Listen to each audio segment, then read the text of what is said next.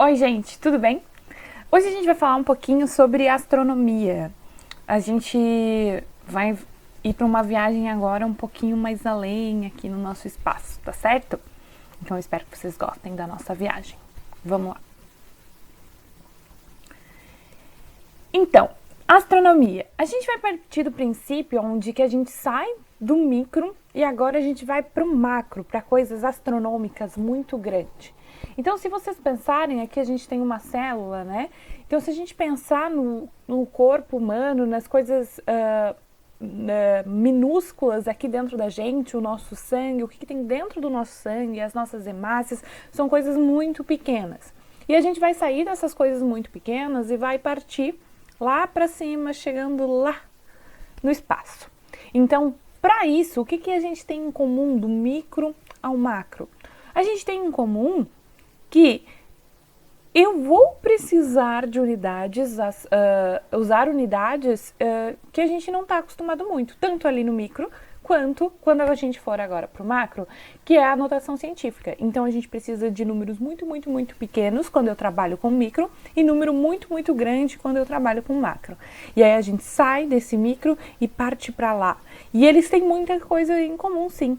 Porque basicamente, digamos assim, do que a gente é feito, o nosso universo é feito também. Porque a gente veio do universo, né? Então todas as nossas células carregam esse gene que é universal e que tem semelhanças, né, com elementos que a gente vê lá nas estrelas, que a gente vê lá nos planetas. Beleza? Bom, então a gente vai.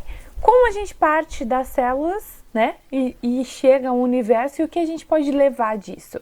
É basicamente o que eu falei um pouquinho para vocês. Então, as células têm esses materiais e são compostos, né, desses materiais, por exemplo, oxigênio, nitrogênio, hidrogênio e carbono. São os principais materiais que a gente, pessoa, é feita. Mas também são os principais materiais, átomos, que o universo é feito. Então, as estrelas, o próprio Sol. O que é o Sol? Ele é composto basicamente por hidrogênio, por fusão de hidrogênio formando hélio lá dentro e que vai sair esse monte de explosão e consegue enviar energia para a gente aqui na Terra. Então, a gente vai ver que a gente é também composta por exemplo, água, né? A água é H2O. Então, eu também tenho hidrogênio igual ao Sol, que também tem hidrogênio, em dosagens um pouquinho diferentes, digamos assim. Mas a gente consegue perceber essas semelhanças entre os nossos elementos do que a gente é feito e do que é feito o nosso universo inteiro e os nossos corpos celestes de tamanhos astronômicos, que nem a gente fala, tá bom? Vamos. Então, a gente vai iniciar a nossa conversa falando um pouquinho sobre o Big Bang, né? Onde tudo começou. Então, a gente considera que o Big Bang... Então, ela afirma que o Big Bang, né? O Big Bang, o que é? Ele tem basicamente uma explicação simples, né? E essa teoria da física explica que o universo se iniciou a partir de uma, digamos assim, que a gente chama de singularidade, tá? E ele vem se expandindo conforme o tempo foi passando, né? E esse tempinho que foi passando são cerca de 13,8 bilhões de anos. Essa primeira teoria surgiu com a ideia de um átomo primordial, mas hoje a principal aceita, né, que a gente tem sobre o Big Bang é que ele partiu de uma formação de núcleos atômicos, chamado nucleossíntese, e a partir disso foi deixando um rastro de radiação e que a gente consegue detectar, que é na faixa do micro-ondas, e aí por isso que a gente tem mais ou menos a idade do universo e da onde iniciou essa expansão. Então é a partir daí que a gente tem essa origem do universo. Apesar do nome, o Big Bang, de Big Bang, né, que seria grande explosão, na verdade, então, não é uma grande explosão. É uma grande expansão do espaço, né, do universo. E essa grande expansão está continuando até hoje. Se a gente observar, né, a gente consegue ver rastros dessa expansão e detectar que ela ainda está acontecendo até hoje. Ainda estamos expandindo em relação ao universo. Aí, basicamente, simplesmente é a partir disso que a gente inicia os nossos estudos sobre o universo na física, né? Existem outras teorias de começo de mundo, principalmente voltados para a igreja, digamos assim, e aí essa é uma visão e é um estudo científico baseado em evidências científicas da área da física, beleza? Então a gente vai partir agora para os nossos modelos de mundo. Então, depois que que a gente conhece o universo e estuda sobre isso, mas antes mesmo disso, muitas pessoas estudaram os modelos de mundo presentes e teorizaram sobre modelos de mundo, melhor dizendo, né? Então, um primeiro modelo que a gente tem conhecimento é o modelo geocêntrico, onde colocava a Terra, vou aumentar aqui, deixa eu ver se consigo. Aí. Onde ele colocava a Terra, ficou uma imagem um pouquinho tremidinha, mas é essa aqui. A Terra no centro do universo. E a partir disso, todos os outros astros girariam em torno da Terra. Isso veio lá do livro bíblico, né? Então a gente tem de lá que a Terra seria o centro do universo e tudo giraria ao redor. Mas, passado-se algum tempo, a gente começou a olhar para fora do nosso globo, né, terrestre, e a gente conseguiu observar algumas outras coisas, e aí começou-se a teorizar um pouquinho sobre outros modelos de mundo. E é aí, então, que a gente vai, deixa eu só passar aqui, para 3 caras muito famosos e que trabalham aí com essa mudança de modelo de mundo. O primeiro deles é o Copérnico. Então, o Copérnico, o primeiro cara aqui, né, esse daqui, o Copérnico, ele teorizou primeiramente, um dos primeiros que conseguiu teorizar e observar para fora e conseguiu organizar isso, né, para pensar que nem tudo giraria em torno da Terra, né, e que a gente tinha um outro tipo de sistema, e é o nosso sistema solar, onde as coisas agora giram em torno de uma estrela de uma massa muito maior. E a partir disso é que ele começou a pensar. Depois veio o segundo que está aqui, que é o Tycho Brahe, e ele também teorizou várias coisas, utilizou disso. E por último, nós temos Johann Kepler, que ele escreveu, além de teorizar e pensar, e ele divulgou, né? E a gente tem até hoje a divulgação, né? E trabalhamos em cima disso hoje na física, que é sobre que a gente tem as leis de Kepler do universo e que tudo acontece como Kepler previu em seus cálculos. Mas Kepler não previu isso sozinho. Ele pegou todos os estudos desses caras, utilizou e formulou e postou, né? Postulou pra gente. E então a gente chega a Kepler.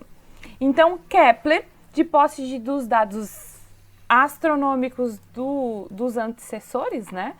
Tanto do Tycho Brahe quanto do Copérnico, né, ele conseguiu mostrar esse modelo planetário que era correto, que era o heliocêntrico, em 1619.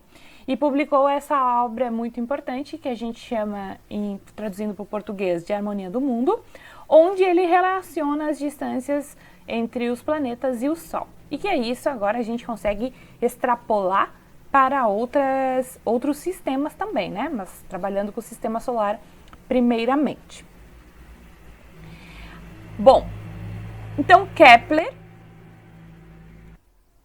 tem leis formuladas, né? Então a gente vai dividir, elas são 3 e a gente vai trabalhar elas agora. Então a primeira lei de Kepler é o que a gente conhece como lei das órbitas. E ele propôs que os planetas não seguiam uma trajetória circular, mas sim uma trajetória elíptica e que o Sol sempre estava em um dos focos dessa elipse. E foi a partir dessa lei que a gente tem dois pontos principais, em que o planeta estará com a maior distância possível do Sol e que a gente chama de afélio, está do lado direito aí, e quando o planeta está do ponto mais próximo do Sol, a gente denomina periélio, que é quando está mais próximo. Esse desenho que aparece aqui para vocês é extrapolando, tá, gente? É extrapolando muito, Porque hoje em dia a gente sabe que essa órbita ela é quase circular, mas ela não é um círculo perfeito. Então, por isso que a gente continua trabalhando com elipse, tá? Então, o Sol fica em um dos focos e o planeta fica girando ao redor do Sol.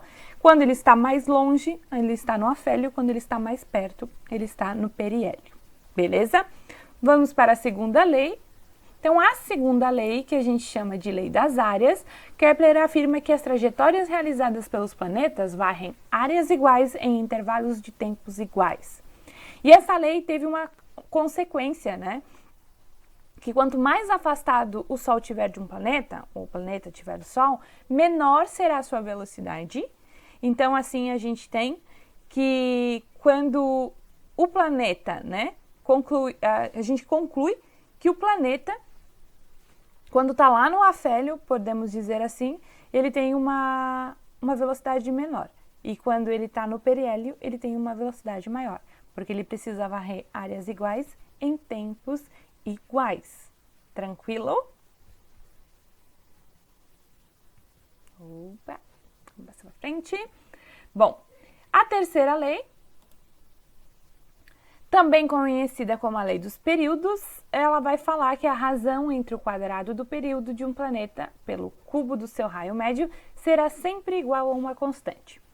Então, vocês observem que o planeta A e o planeta B que a gente tem aqui, tem um raio em relação ao Sol, né, da sua elipse, e o planeta B tem outro raio em relação ao Sol, a sua elipse.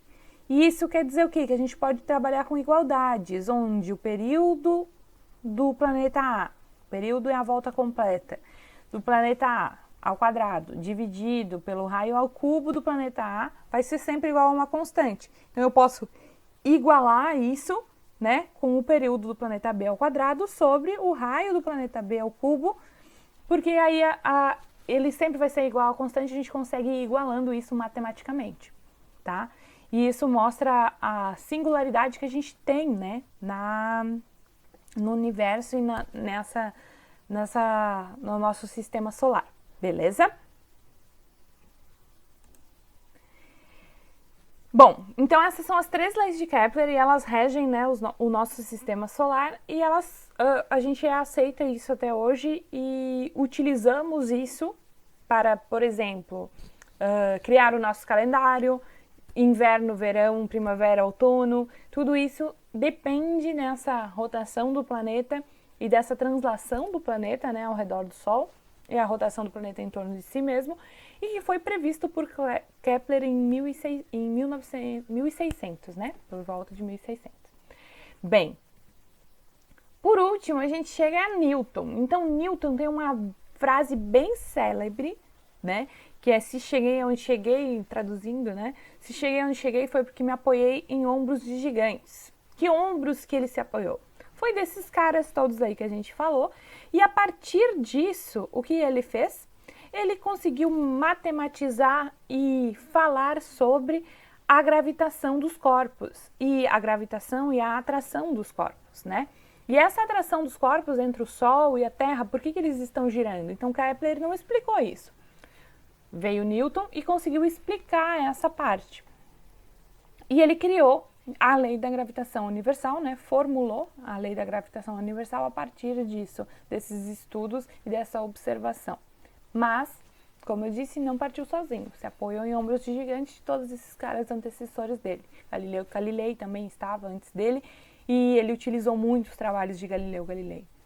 Eu vou clicar aqui, a gente vai ver. Então, a lei da gravitação universal vai nos dizer que a força de atração entre os planetas, e não é só entre os planetas, é sobre quaisquer corpos que possuem massa, vai ser igual a uma constante gravitacional igual a massa de um vezes a massa do outro dividido pela distância ao quadrado. A distância entre eles ao quadrado. E aí, a partir disso, é que a gente tem a regência, né, de por que a Terra está girando ao redor do Sol. Porque eu tenho uma força gravitacional, sendo que o Sol atrai a Terra e que a Terra atrai o Sol. E aí, isso faz com que essa gravitação aconteça, tá? Então, foi aí que Newton chegou em seus estudos na lei da gravitação universal, que rege aí várias coisas. Beleza? Bom, para onde a gente vai, né? Então, isso é parte do que a gente chama de física clássica, estudo da mecânica clássica, e são todas fórmulas e formulações de física clássica. A física clássica não leva em consideração as novas descobertas, como, por exemplo, dando um spoiler de um próximo vídeo que vem aí, como Einstein previu as ondas gravitacionais, né, e disse que a luz se curvava quando passava perto de grandes massas. E aí, isso foi passando, ele formulou isso, era uma teoria, e ano passado, em 2018, ano retrasado, em 2018, a gente conseguiu observar, ter comprovações de ondas gravitacionais e conseguiu observar a curvatura da luz também, né? Então, isso é uma parte da curvatura espaço-tempo, né, que consegue curvar a luz também. Isso é uma parte de física moderna e que explica também todo o nosso sistema, o nosso universo, o nosso sistema solar. Porém, Newton e Kepler estão errados? Não, não estão. Eles explicam, mas eles explicam até um certo ponto. Depois desse certo ponto veio Einstein e conseguiu explicar tudo de uma maneira mais geral. E isso a gente chama de física moderna, porque é depois de uma certa época. Então, Kepler não esteve errado e Newton também não esteve errado, mas eles têm limitações. E Einstein, com a teoria dele, conseguiu extrapolar um pouquinho. Mas isso é assunto para outro vídeo e eu espero que vocês tenham gostado. Resolvam exercícios e qualquer dúvida me chamem, tá bem? Um beijo, tchau!